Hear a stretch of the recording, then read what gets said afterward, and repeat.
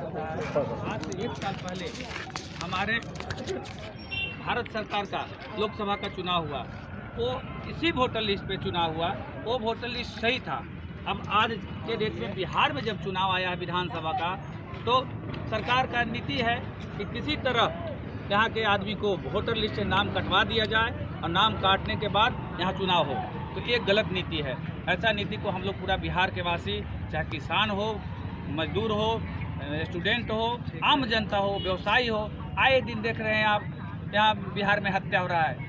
आज से 2 दिन पहले गोपाल खेमका जी का मर्डर हुआ। मुख्यमंत्री जी के नाक के नीचे उनका देखने वाला कोई नहीं है। वो घटना क्यों हुआ, इस सारा बिहार जान गया। सारा अवैध मनी, जो भी पैसा था, नेता का हो चाहे अफसर का हो, सारा पैसा का वहाँ से खेला होता था, उनको मर्डर करवा दिया जाता है। ऐसे सरकार को हम लोग क्या भरोसा करें। ऐसे हमारे देश के मुख्यमंत्री, जो बिहार के मुख्यमंत्री हैं, नीतीश कुमार का दिमागी संतुलन खराब हो गया है। आप लोग भी पत्रकार बंधु हैं, आप लोग भी देखे होंगे, कभी किसी लड़की पर हाथ रख देते हैं, कभी किसी को पैर, स्टाफ को पैर पकड़ते हैं। ऐसा सरकार हमारे देश को चलाएगा, हमारे बिहार को चलाएगा, तो मेरा भविष्य कहाँ जाएगा। यही सब लेकर के हम लोग को आज बंदी किए हैं। पूरा बिहार बंद हम लोग का सफल रहा मगर बंधन परिवार की तरफ से धन्यवाद।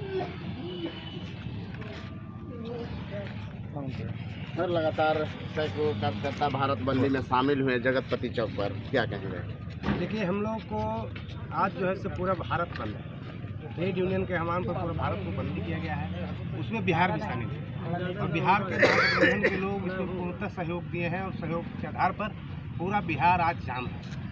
हम बात करेंगे इसलिए कि ट्रेड यूनियन के जो श्रम कानून है देश के अंदर, वो 3 श्रम बिल लाया गया है भारत सरकार के द्वारा, और बिल श्रम के खिलाफ में है, मजदूर के खिलाफ में है। यहाँ के जितने भी श्रमिक हैं, चाहे वो रेलवे का हो, बैंक कर्मी हो, आपको फैक्ट्री में काम करते हों, तमाम तरह के जितने भी श्रमिक हैं उनके खिलाफ में जा रहा है। तो जिस हिसाब से भारत सरकार ने 3 कृषि कानून लाए थे और हम लोग काला कानून का नाम दिया, और अंततः उनको किसानों के संघर्ष के बल पर, किसानों को जुझारू आंदोलन के बल पर 700 किसानों ने अपने आप को आहुति दिया, शहादत दी, उसके बल पर पीछे हटना पड़ा। उस हिसाब से ये जो मजदूरों के खिलाफ में जो 3 कानून लाया गया है, बिल लाया गया है, उसको भी सरकार को हटाना पड़ेगा।